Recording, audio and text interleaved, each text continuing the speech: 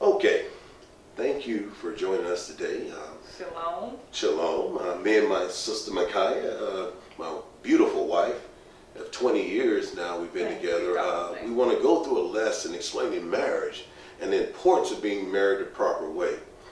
Today, the problem with our people as Israel is that we've been told, a lot of us with these camps and different organizations, is that it's okay to just get married by a man just saying it, that we're in a white man's society and that we don't need a certificate. Well, I'm sorry to say that is so wrong, because all through history, there was always a documentation, you understand, or certificate of marriage that was written out. So we want to go into this because a lot of our women today, because of ignorance, because of the way our brothers are being taught, and listen, I don't fault these individuals at all. I fault the pastors or the leaders or the elders, you understand, who are teaching them these things.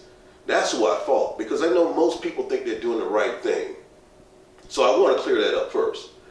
But we have to know, based on the scriptures, what's the proper way to be married so that we get those spirits out of our home. Yes. And wondering why you're like a river.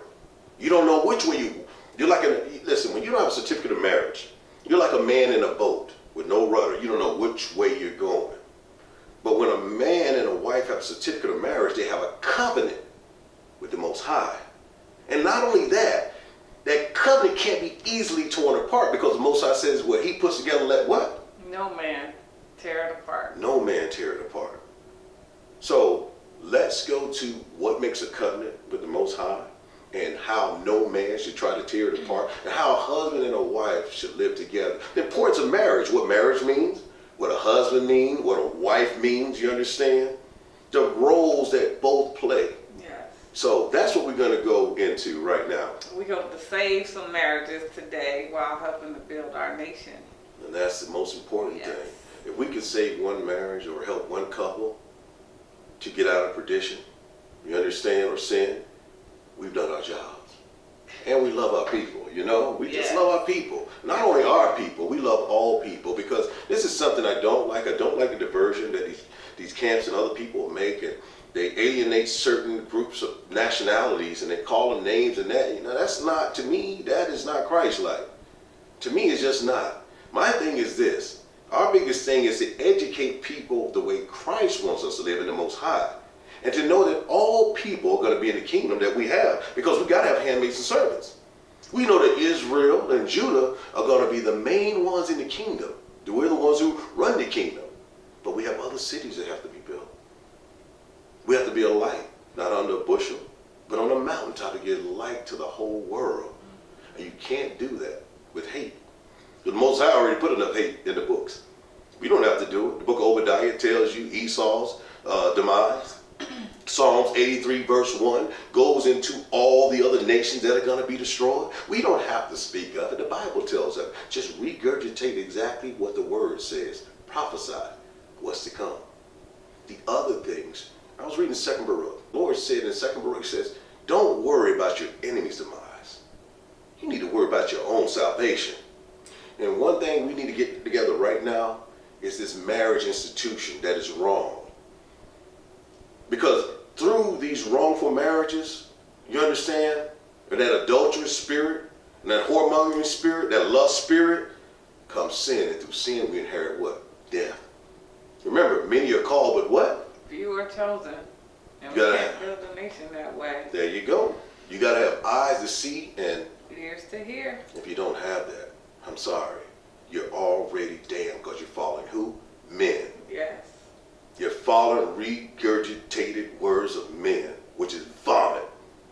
Remember, it's not defiled what goes into your body because it goes up the toilet. What's defiled is what comes out your mouth. You got to be very careful what you say, because what you do is you can lead the people astray. Jeremiah 23, what does it say? The pastors lead children what? Astray. They scatter the sheep. That's what they do. They scatter them.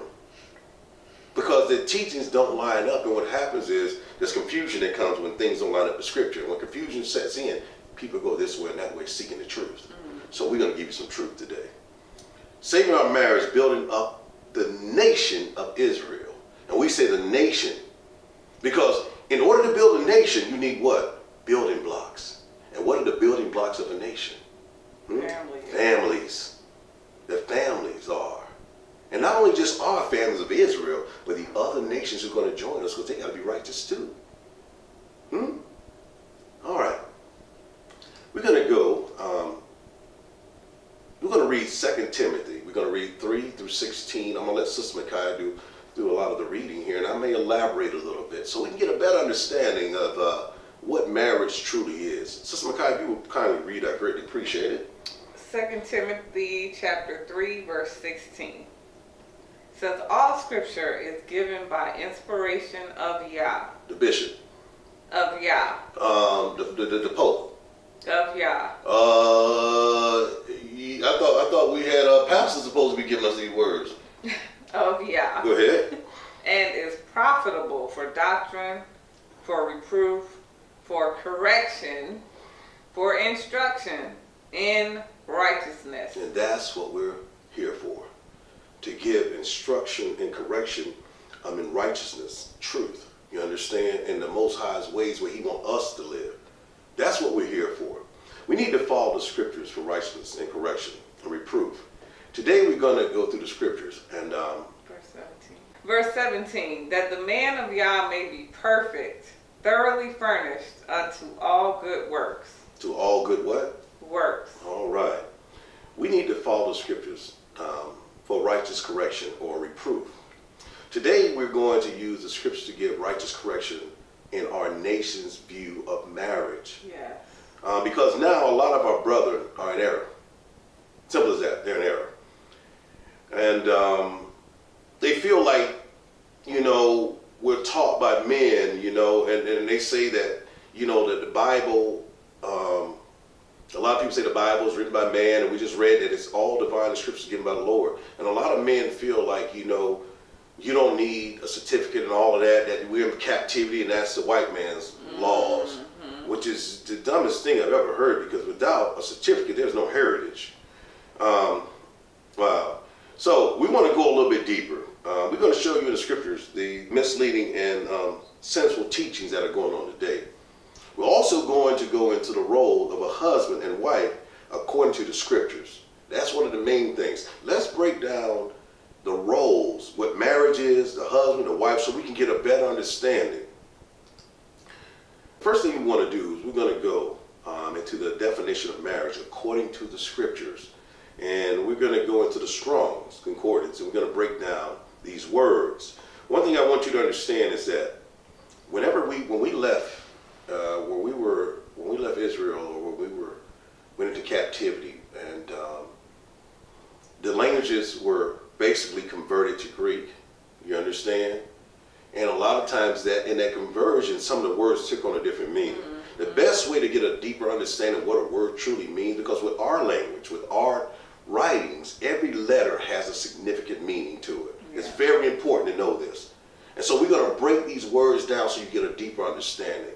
Sister Micaiah is going to break down marriage in Hebrew, is what she's going to do right now. Sister Micaiah, if you don't mind, please.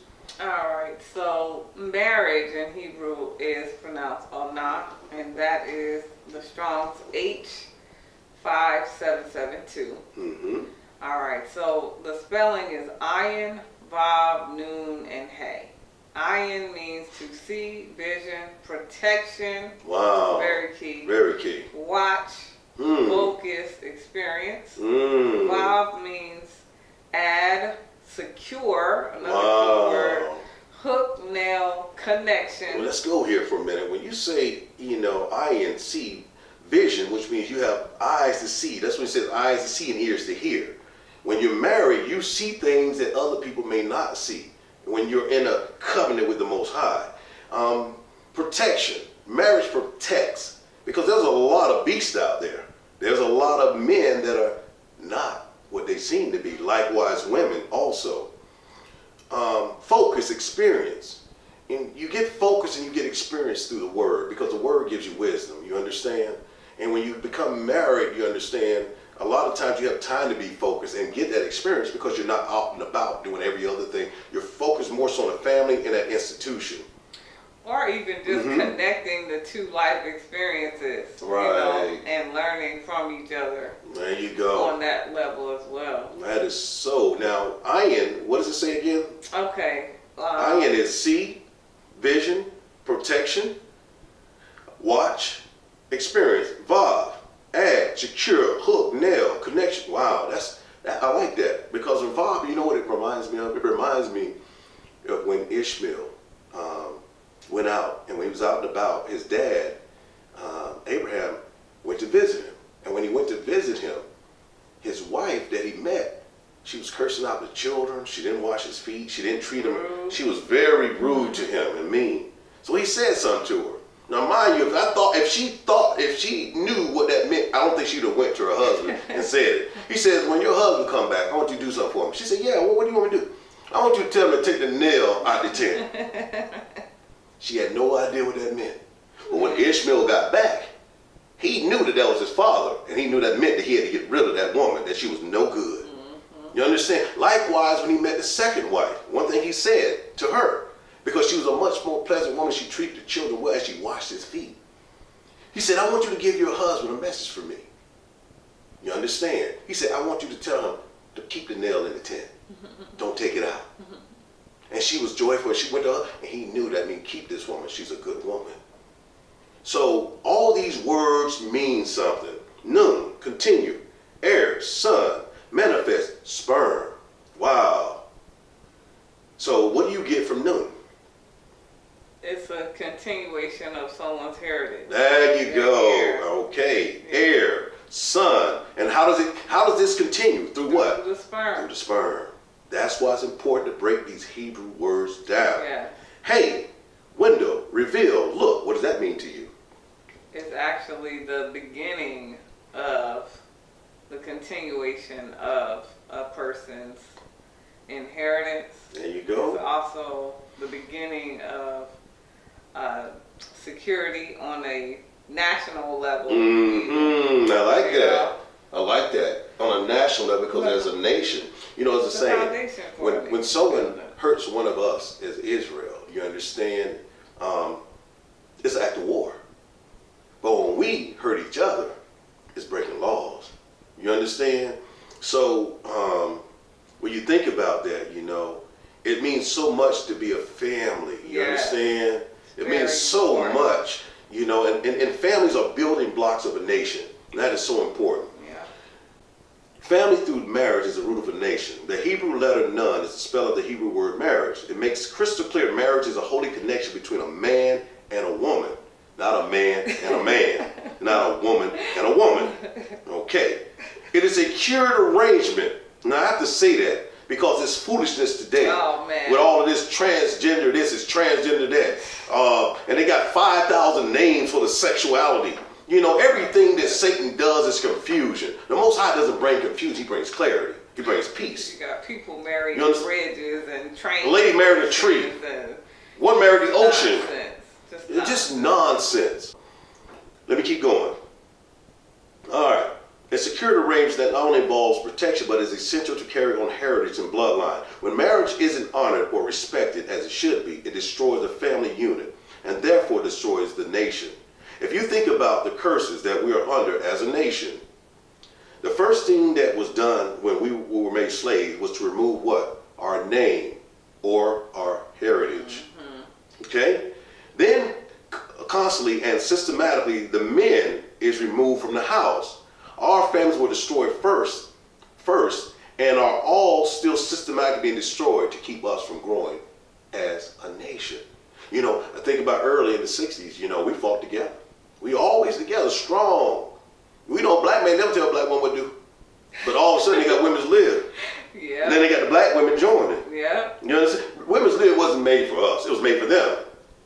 Remember, when we were slaves, they couldn't say anything to their husbands about them sleeping with the slave woman. They could not, matter of fact, when they divorced her, they took nothing.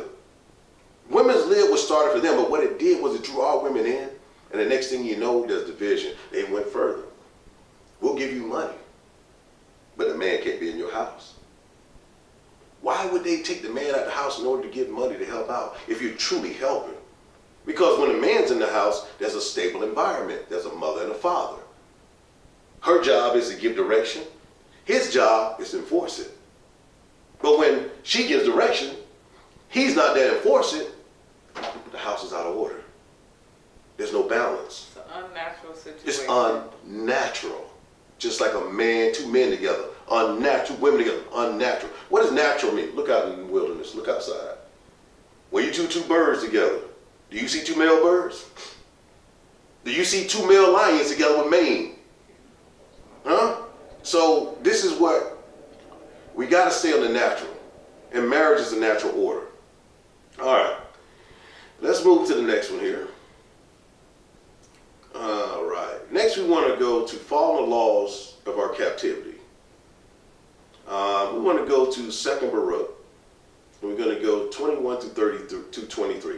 2nd Baruch. We're going to go 21 through 23. I'm going to let Sister Makai go ahead and read that. Go ahead, so, Sister Makai. Baruch chapter 2, verse 21 through 23. Verse 21. Thus says Yah, bow down your shoulders to serve the king of Babel. King of who? Babel. There you go. So shall ye remain in the land that I gave unto your fathers. But if ye will not hear the voice of Yah to serve the king of Babel, I will cause to cease out of the cities of Yahud, and from without Jerusalem, the voice of mirth, the voice of joy, the voice of the bridegroom, and the voice of the bride, and the whole land shall be desolate of inhabitants. When we were taken to Babylon, y'all told us to follow Nebuchadnezzar's laws. Well, 2nd Baruch 2 and 22 and 23 explains that we were put in bondage under Babylon king because we broke his laws. Likewise, when he said when we go into captivity, we need to follow the king of Babylon's laws. If we don't do those things, he said that he would punish us. Why? Because he knew by us not following king of Babylon's laws that we would be through greater turmoil and greater problems. So the Most High was giving us a blueprint on how to survive in that captivity is what he was doing. All right. Now, one thing about this is that our people don't seem to understand what it means to be legally married and how it was in the past versus how it is today. One of the laws that our people seem to think it's okay to follow is, not having an ordained minister. Just, it's the same. What do you hear people say? You don't need what? We don't need to follow the white man's laws. Exactly. That's Babylon's rules. We're not subject to those. Well, what did the Most High tell us? Follow his laws. For what reason? So that we wouldn't be thrown into jails and we wouldn't be going through other problems. And then the biggest thing, so we definitely, when it comes to marriage, we have a heritage. The name is passed down. And a woman's reproach gets removed. And the woman's reproach gets removed. That's the biggest thing what my wife just said. And the union is recognized by Babylon. There you go. At the end of the day. At the end of the day, there's nothing a woman can do legally when the union is not recognized by Babylon. You gotta follow his laws like we were told. Wow. Let's go into a little more about reproach and woman being how when a woman has reproach, you understand how it really tears her up. And not only that, women need to be married the proper way. Our women are being married to what I call rituals or ceremonies that in the end, that's all it was, a ceremony. Because they don't have nothing. A pot dinner and a window dinner. They don't have nothing. So, we're going to go to Isaiah 4 and 1. We're going to go to the book of Isaiah 4, verse 1. All right, Isaiah chapter 4, verse 1. And in that day, 7 women shall take hold of one man, saying, We will eat our own bread and wear our own apparel. Only let us be called by thy name, to take away our reproach. Wow. Now, when is this time here? This is when Christ comes back. Now, when Christ comes back, there's going to be 7 women to go to one man. For what reason? To remove their reproach. But how do they remove their reproach? To get a name. How do they do it? To get a name. Now, I'm going to ask you guys this. Ain't rocket science.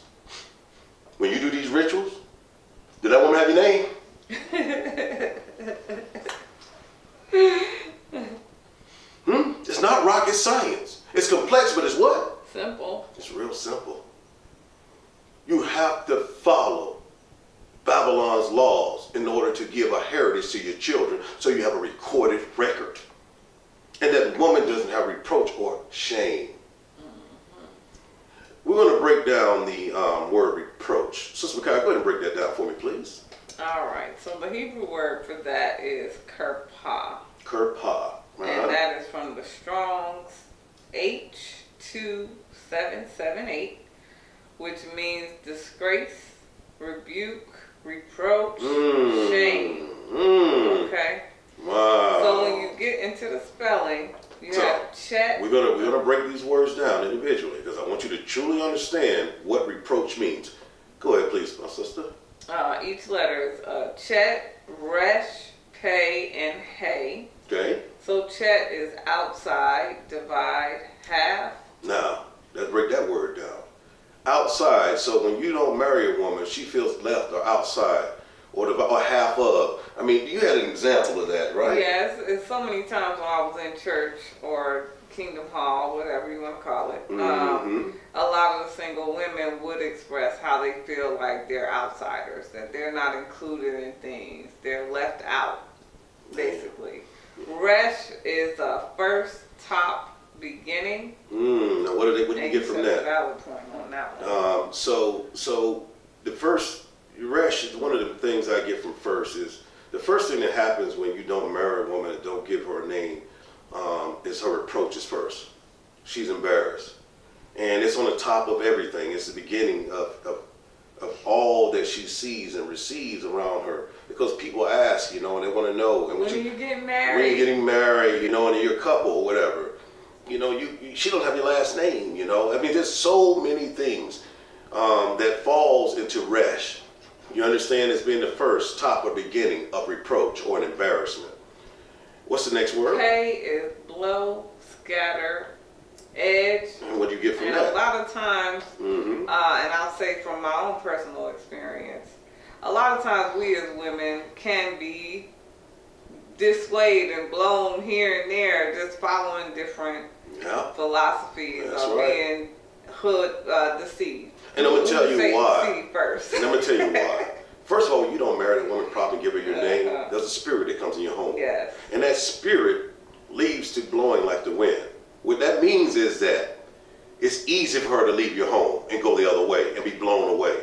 Scatter. You understand? And another thing, when I get edge, I think modern day term, she always on the edge because she don't know what you're going to do. Right. She don't know if you're going to stay, leave, because she has no security. None. That's true. Let's look at hey. Look, reveal, breath. Right. What do you get from that? Well, I mean, when a person has reproach, a lot of times you can see it. You see it on them. See it on them. You can look at them and see it. You understand? And they say the eyes do what? They reveal the spirit. The window to the soul. You understand? So these words mean so much. Do you understand? Now, what we want to do next is we want to go to 2nd Ezra. We're going to read 61 through 62. 2nd Ezra, 61 through 62. Yeah, and so this is going to touch on the importance of marriage when it comes to having an identity. There you go. So Ezra chapter 2, verse 61 and 62. Right. Go ahead, it says, and of the children of the priests, the children of Habiah, the children of Koz, the children of Barzillai, which took a wife of the daughters of Barzillai, the Gileadite, and was called after their name. These sought their register among those that were reckoned by genealogy, but they were not found. Therefore were they as polluted from the priesthood. Now, did you get that? Key word she used, polluted. When you don't have a name and there's no certificate and you have reproach. So it's important to know exactly. I mean, let's think about this. In this whole account right here, we got to deal with Ezra. There were a lot of the holy people. Who were the most holy people at that time? The leader, the Levites. Who were the wealthiest people? The Levites. Why? Because all nations gave them a 10th part. And when we read, I was reading the Dead Sea Scrolls, and there was 7 pages of wealth buried around Israel. everywhere. 7 pages of wealth that you can't imagine. They were so wealthy. So men of other nations, one thing about other nations, they always looked at us and always envied us. Even when it was time for going to captivity, they would throw lots. These men knew that the Levites were the wealthiest people. So what did they do? They married Levite women. But something they did, which was totally unorthodox, they took on the women's names of their fathers, when a woman should take on the man's name. So when all this was found out in the book of genealogy, which is a record, they were dismissed. How can you take on that woman's name? She's supposed to take your name. You're not a Levite. And they were dismissed. I just want to go a little deeper into that. And they were considered polluted because of that. So in order to carry on the bloodline legitimately, a woman needs to have her husband's name, and it needs to be registered with the government of their captivity. Otherwise, you are in sin. Not only are you not entitled to anything that they possess, you understand, if the family, if he dies or anything happens, you won't have nothing. You or your children. Your cousin can come in, anybody with his last name can come in and take it from you, because you don't have his name. So legally, you have nothing. Nothing. Not a partner and a winner. All right. But matter of fact, don't listen to me. What we got is an attorney who's going to break this down and explain to you, if you don't have a legal document or certificate of marriage, how you basically, you understand, don't have any legal grounds to stand on, and that woman has total reproach. So don't listen to me. Let's listen to one of Babylon's assistants here. Okay? Since you don't want to listen to me. Right, about common law. About marriage. Common laws, quote unquote.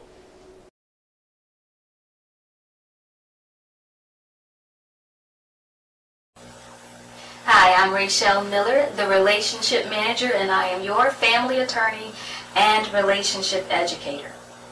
Today I've got a question about what is common law marriage.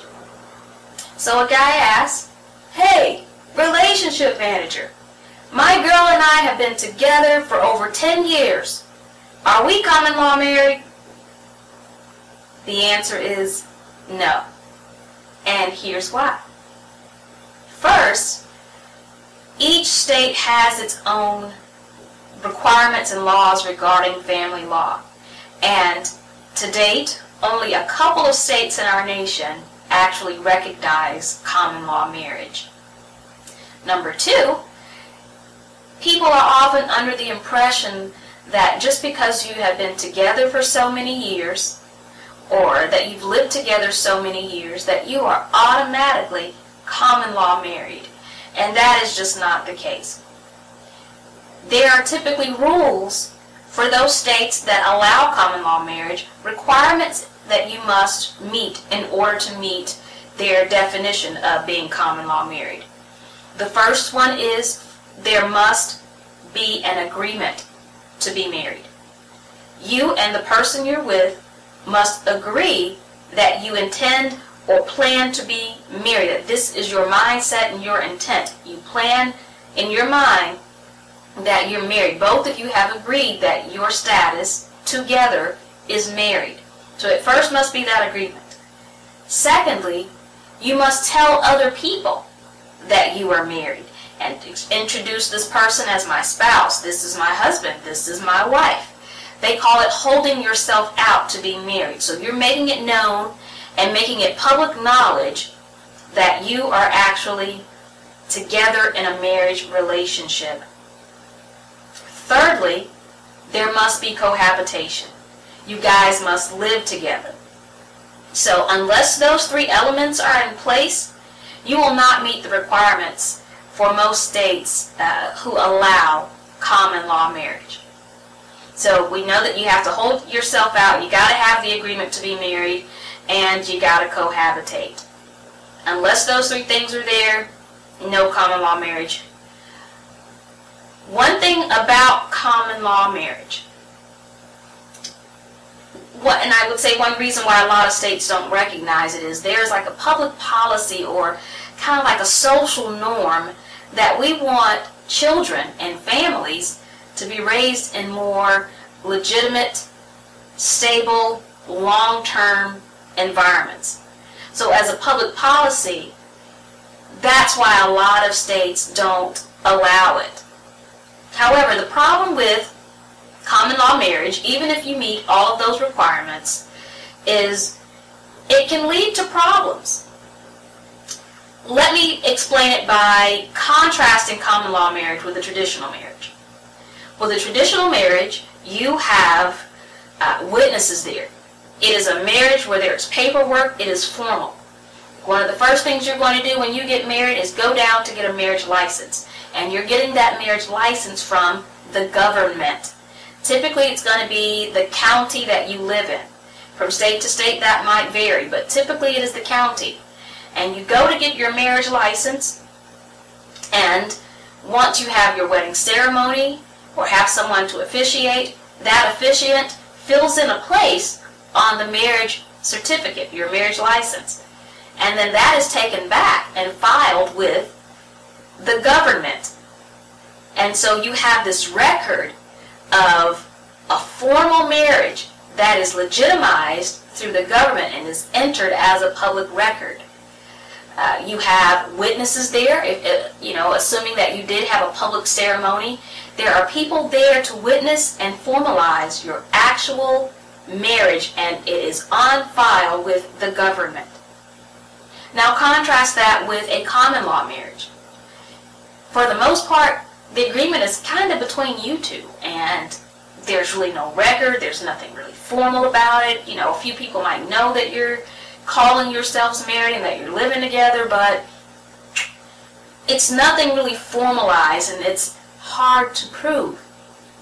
And here's the thing, even if you guys did meet all of those elements of being in a common law marriage, you agreed, you told people you were married, you lived together, when you want to divorce, you first have to prove that you were actually married.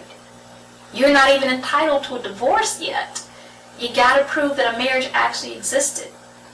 And in situations where a person who has a formal marriage, say for instance one of the spouses died, say it was a husband that passed away, and typically when a husband has passed away, assets kind of automatically go to the spouse.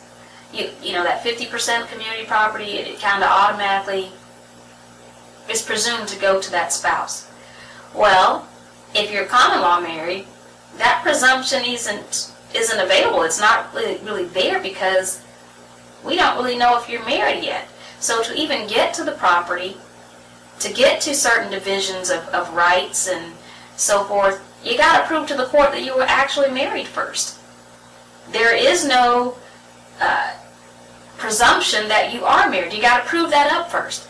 And so unless you can actually prove you were married, you don't get to step B where you determine if you are entitled to these assets yet. And that's problematic, particularly if the person that you say you're common law married to didn't leave a will or anything like that. So that's just something to be mindful about when you are considering doing the common law marriage. That first, that it may not even be legal in your state and it may not be recognized. And then secondly, you don't have the presumptions that a traditional marriage has. You don't automatically get division of property and so forth, that you first have to prove that there is an actual marriage. And if one partner decides that they want to debate the fact that you guys had an agreement to be married, then you could have a big mess on your hands. And that person can just walk away from your relationship at any point in time and say, hey, I'm done with this. And there's really not much you can do about it unless you can prove that you guys actually intended to be married. Otherwise, it's just like he kind of exits stage left, I'm done with this.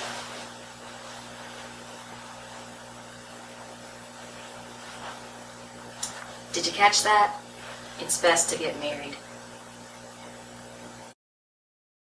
What I want to do is, I want our people to, if you do nothing else, copy and paste that link and show it to your spouse when he don't want to marry you. So he can get understanding where you're coming from, so you got to argue with him.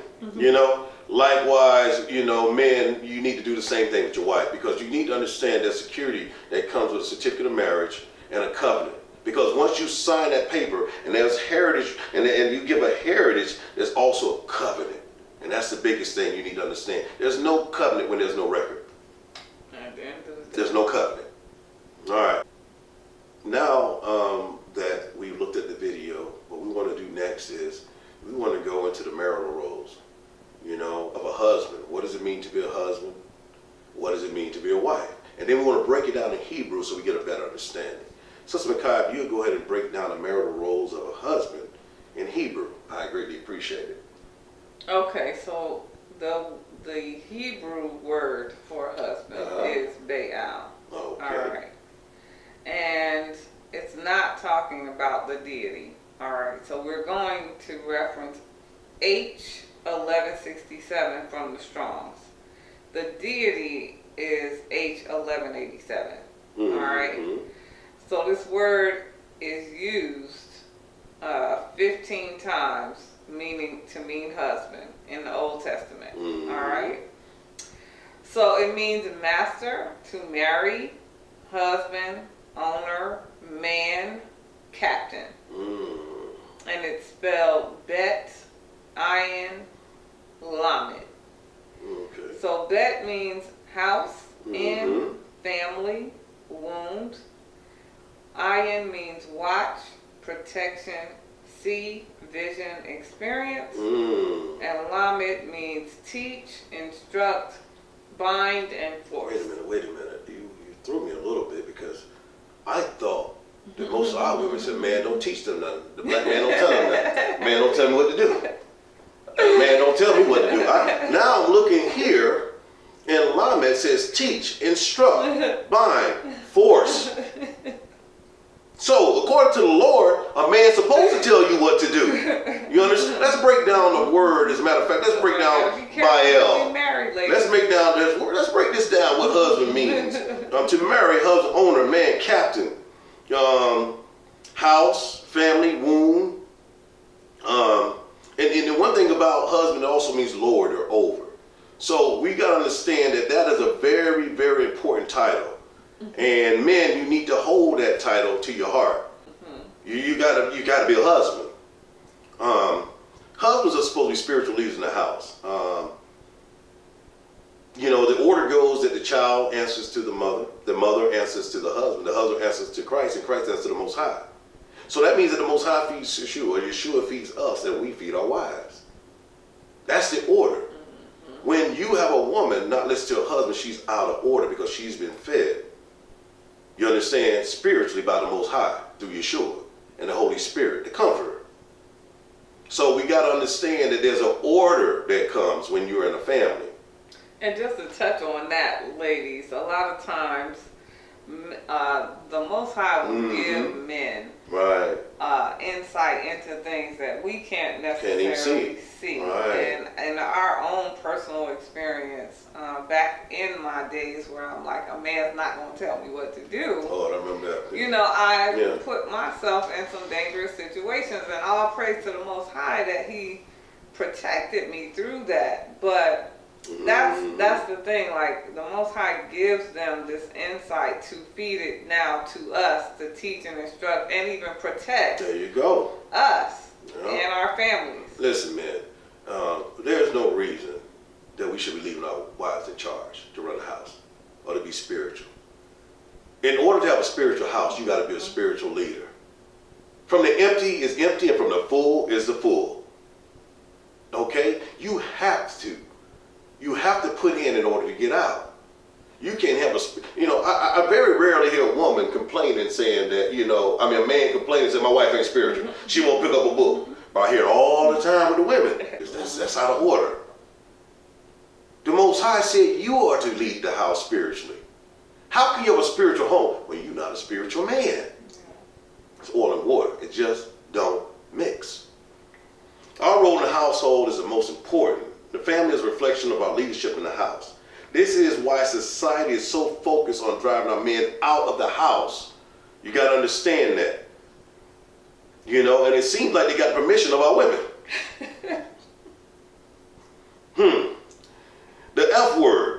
Felony encourages immortality. The F word, felony. Encouraging immortality through homosexuality, fornication, adultery, gang violence, and other means to remove the family's protection and spiritual guidance. You know, if you want to think about this for a moment, there's some letters that you can read and go online called the Albert Pike letters. And one thing Albert Pike said is the first thing we're going to do is they were going to Russia, and they was going to create what they call communism. Because once you got communism going, the first thing they were going to do is said, okay, now that the one world order is, they'd rather have that than communism. But another thing, and one of the main things they did, they unleashed the homosexuals and the atheists. And then they said they were going to divide the families. And then they're going to do something else. They said they were going to pit the blacks against the whites. This is just all prophecy. So it's in the Bible, but also Satan told them exactly how he was going to move. And the family is one of the main elements of destroying the house. If you can destroy the man in the house, you destroy the family. If you take him out, there's no family. Remember, it takes two to make a family. Male and female. Not male and male, and not female and female. Husbands, embrace your role. Take your household back. You'll get peace once you begin to lead your house. Now, when I say this, I don't mean leading the way you want to lead it, but leading the way the Most High tells us to lead it. Which means you're going to treat your wife as Christ treated the church. That's how you're supposed to lead your house. Anyway, let's go. Does leading your household mean mistreating or mean or disrespectful to your wife? That's a question I got for you. Let's go to Ephesians, and we're going to read 5:25 through 26. Ephesians 5:25 through 26. All right. Ephesians 5, verse 25. Husbands, love your wives, even as Christ also loved the church and gave himself for it, that he might sanctify and cleanse it with the washing of water by the word. By the what? Washing of water by the word. There it goes. If you're not spiritual, if you're not reading this word, you understand, you know, faith cometh by hearing, hearing cometh by the word. If you're not reading this word, how can you have faith? How can your house be spiritual and work right? It's impossible. Yeah. It's impossible. That's why he said from the empty and from the full is the full.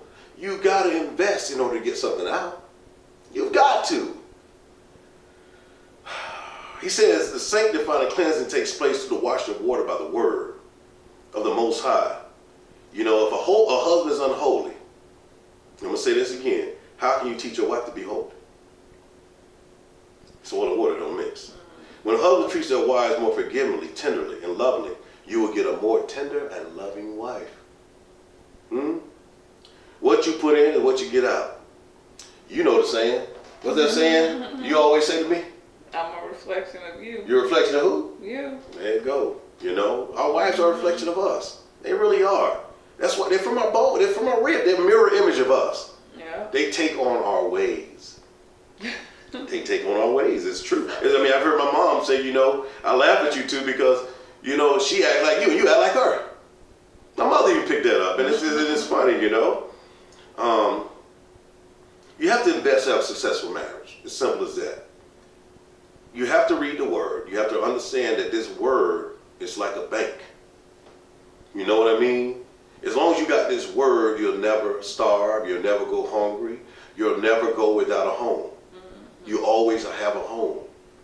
Because the Most High said this to us, that he be a refuge in the place of our captivity, his words. And when we follow him, you understand, we don't go through all these problems of this world. Let's see how important it is that you treat your wife as you treat yourself. We're going to go to 1 Peter 3 and 7. 1 Peter 3 and 7. All right. 1 Peter chapter 3, verse 7. Likewise, ye husbands, dwell with them according to knowledge, giving honor unto the wife, as unto the weaker vessel. As unto the what? As unto the weaker vessel. Go ahead. And as being heirs together of the grace of life. All right. That your prayers be not hindered. That your what be not hindered? That your prayers be not hindered. All right. This is simple. We know that we didn't inherit death because of Eve. Eve convinced Adam to bite the apple. I don't know what she threatened him with. I don't know what she told her. All I know, sometimes my wife tell me certain things, I get right. All she can say, I ain't dealing with you for a couple weeks.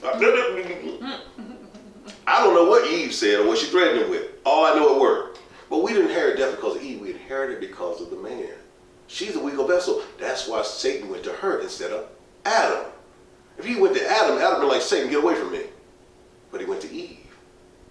So we have to handle them according to that weaker vessel. Say, for instance, if I know I'm riding down the road, and I know my wife, and then there's certain things that are called triggers. In a relationship, there's triggers. You need to know her triggers. She need to know your triggers. Once you learn the triggers, you just don't pull the trigger. Example, Michelle, we're going down the road.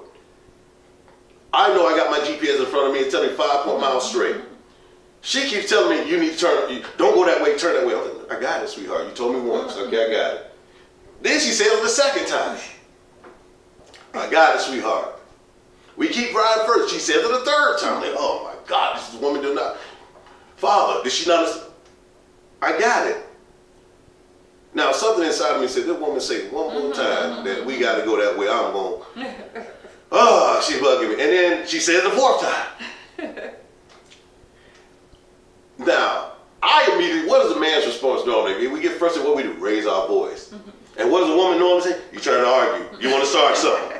No, you've asked me on the 4th, I didn't raise my voice till the 4th time and say, I get it. But that's a trigger. In her mind, she's not thinking like that. She's thinking, I'm just trying to keep you from going the wrong way and being a helpmate, bro. But to me, you bugging me. But one thing I did is we came to a happy medium. Because you should never let tomorrow come about and you haven't resolved your problem. I say, Michelle, from now on, I'm going to give you two. You tell me once, I got it. I'm going to let it ride. You tell me twice, okay, I got it. Well, if you go to 3 times, I'm going to say, Michelle, I got it. I'm going to raise my voice. And you're going to say, you are triggered. So, if you tell me twice, I'm going to give you a pass. But on the 3rd one, I'm going to raise my voice and I'm going to just let you know ahead of time. So now, you handle me according to knowledge, and I'm handling you according to knowledge. It just prevents things from happening. That's a simple analogy of a situation, of many in marriages. But you have to handle your spouse according to knowledge. And if you love them, you're going to do that anyway, because you don't want them to hurt. Because I'm going to tell you, words cut like a knife. It's a lot deeper than a whipping. It's a lot deeper than you hitting them. So, another scripture we're going to emphasize this point is Ephesians 5:28-33. Let's go to Ephesians 5:28-33. All right, Ephesians 5:28. So ought men to love their wives as their own bodies. He that loveth his wife loveth himself. For no man ever yet hated his own flesh, but nourisheth and cherisheth it, even as ye are the church. For we are members of his body, of his flesh, and of his bones. For this cause shall a man leave his father and mother, and shall be joined unto his wife, and they two shall be one flesh. This is a great mystery, but I speak concerning Christ and the church. Nevertheless, let every one of you in particular so love his wife, even as himself. And the wife see that she reverence her husband. She what, her husband? Reverence her husband. Listen, folks. One thing you want to get out of these scriptures is the first thing he says, when a man takes on a wife, he leaves his mother and his father. That tells me that he needs to leave their problems in their house and not take them to their mother and their father. You know, the old lady told me something once. She gave me some wisdom.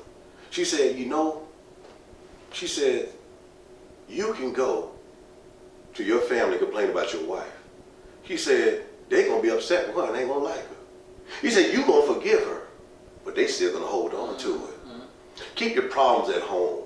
And 9 times out of 10, when you're telling somebody something about your problems in your relationship, you understand, you don't get really good advice. And now, sometimes you're doing something. Now, this is an example of good advice. And listen, y'all need to pray on it. Y'all need to go ahead and talk and have communicate. That's what I would do. But then, what happens when you go to the opposite sex sometimes? Well, that was me. I wouldn't treat you like that. You know, there's no way I'll let you go through that. They're setting seeds. That's why you never go outside your house, especially the opposite sex. And the scriptures tell you that you go to no man for advice, which we'll get into later. You go to your husband. Another issue not being married properly creates is lack of responsibility amongst our brothers. And that's a big one. When it comes to taking care of your families, how many times do we hear of these brothers just leaving their women without notice? Because there are no legal ties, and they wind up neglecting the care of the woman and children of the household. They just leave and get up. Why? Because there's no formal ties. There's no marriage certificate. She can't take nothing from him. Legally speaking, she can't do nothing to him. And, you know, it just leaves so much reproach and shame to this woman. Let's read 1 Timothy 5 and 8 on the next slide here. Let's read how the Most High looks at a man who doesn't take care of his family. All right. And we see a lot of this going on today. Go ahead. 1 Timothy 5:8. But if any provide not for his own, and especially for those of his own house, he hath denied the faith. He's denied the what? The faith. Wow. And is worse than an infidel. Oh, he didn't say he's an infidel. He said he's what? Worse than an infidel. So what is an infidel? A person who's an atheist. Okay, read that for me, please. Infidel, I'll go ahead and read this. Infidel is a person who is an atheist. So back to what I said in the beginning, when I started talking to husbands, we should never leave it up to our wives to take care or provide for the family. It's our responsibility. Now, granted, this world puts a black woman over the black man in corporate America. But we know the scriptures told us that the woman would be over the men. So we understand that. Does that mean that you should feel bad if your woman is making more money than you? Should you treat her worse or treat her bad? No. You got to understand, if you got wisdom, and wisdom come from this word, you already know they're going to be over you anyway. But that doesn't mean that you know, beat her or mistreat her because she's making more because you're jealous. You're teaching her what? Bad things against yourself. You should rejoice if your wife is making more in the land of your captivity. Not be jealous. But we see these things happen every day because there's no wisdom. No wisdom. A lot of times we realize that our wives, you know, basically treat us like we treat them. That's why the scriptures tell you clearly, you know, don't teach your wife a bad thing. Because a lot of times we yell, we curse at them, and then when she do it to you, you be like, you're disrespectful. You see, a woman won't love, but a man won't respect. You see? Venus and Mars, we different, but yet we're the same. Because if you flip it, bam, a man wants love and a woman wants respect too. But one's more paramount than the other. A man is more important to have respect. You know what it makes me think of, you saying that? The scripture that talks about how do you show Yah that you love him. And to follow his commandments, and they aren't burdensome. That's right. And you really think about this. Husbands or men were made in Yah's image. That's right. So they're going to feel the same way. How do you show your love for them as their wife? By being respectful to their wishes. There it goes. Listening to them, obeying the law of that house. Being patient. Treating them like a weaker vessel. So if you know your wife said, oh Lord, she's starting again. Oh God, you know she's a weaker vessel. Go somewhere, go in another room, walk around, let her vent. You know what time it is. They call them monthlies. They get them. But sometimes I wonder we get them because we get moody too. Yes. So it's a double-edged sword here. Let's keep this real. They don't just get them, we get them too. Listen, I'm one of those people who will admit my flaws. You understand? Sometimes it take a tooth being pulled, but I'll admit it. But through the word, it doesn't take a lot for me to admit my flaws. So sometimes we can be overbearing and sometimes we can be a little aggressive. But the biggest thing is to acknowledge those things in a marriage and to communicate and to admit your faults. Don't be prideful. Pride destroys a marriage. Yeah. Period. It destroys it. That's half the battle. There you go. Recognition. A lot of times we don't realize that our wives, you know, treat us that way. So we're going to go, and only because of the way we treat them. Let's go to Sirach 9 and 1. Let's go to Sirach 9 and 1. It says it best. Let's go to Sirach 9 and 1. I think this scripture says it best for me. All right, Sirach chapter 9 verse 1 says, be not jealous over the wife of thy bosom, and teach her not an evil lesson against thyself. Will you show her evil ways? You just teach her to do it against yourself. Because the stuff that you put out, she's going to ricochet. I call it boomerang. She's going to, bam, it's coming right back. It's going to return on your own head. Remember when you are mean to your wife or doing things that are sinful because you're upset with her, it will return on your own head. You can bring spirits into your home. I want you to get this. We don't battle against flesh and blood, but against what? Spirits and principalities in high places. That's what we battle against. So you got to understand, there's a real war against marriage and families. Because Satan don't want this holy sanctuary, especially amongst us. Because we're Israel. And through us and through her come saints. But in order to be a saint, you got to read the word. In order to be a saint, you got to adhere to the word. Otherwise, you just a man walking around in sin and you cast away your blessings. Let's go to Colossians 3:19 next. Because marriage should always be an institution of love. And a man should be willing to take a bullet or even be able to take torment for his wife. I don't care what. If it came to my wife and children, you might as well kill me. Because they come first. I don't care about it. I fear no man, no spirit, no nothing. I only fear the Most High. And he told me if I don't take care of them, he going to take care of me. So it ain't rocket science. Okay? He's taught me. He's taught me to fear him. Because the Lord says, he says, if I don't chastise you, you're what? A bastard. And he will chastise you when you're not following his word. Let's go to Colossians 3:19. All right. Colossians chapter 3, verse 19. It says, husbands, love your wives and be not bitter against them. At the end of the day, this sums it up. It's important that you fill your roles properly as a protector, provider, spiritual leader in the household. And it's important, and the importance of giving the woman your name. Yes. It's important to give her your name. This removes her reproach and gives her security. It gives her security. Because without that, she has none. Let's go to Tobit 7:13 through 14. And then we're going to get on the wives. Now, this part here, I just want to go through, in the past, what was the proper way to be married? And all through history, it's likewise the same way. Not what these men are telling you with this jailhouse religion. That's what I call it. Go ahead and read, please. It says, this is Tobit chapter 7, verse 13. Tobit is in the Apocrypha.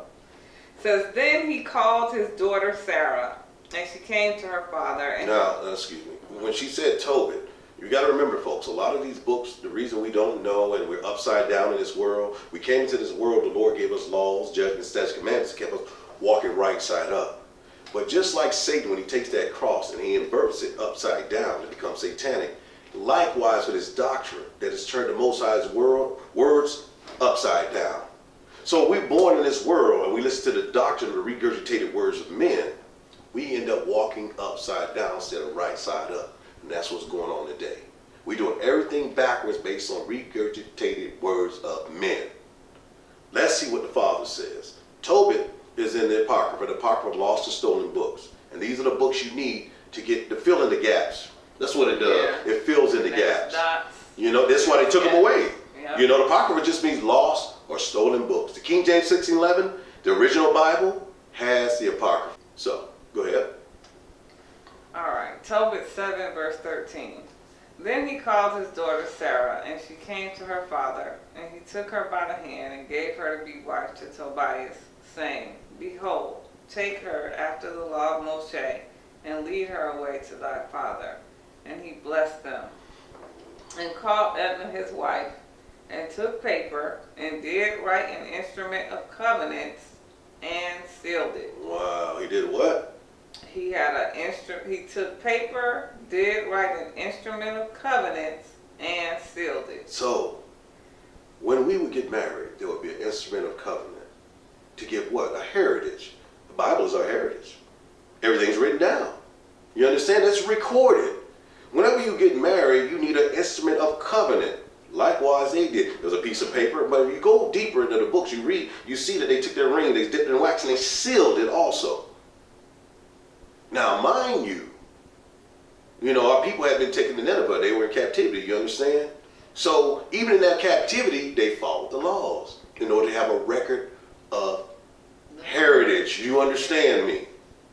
something that we really must understand.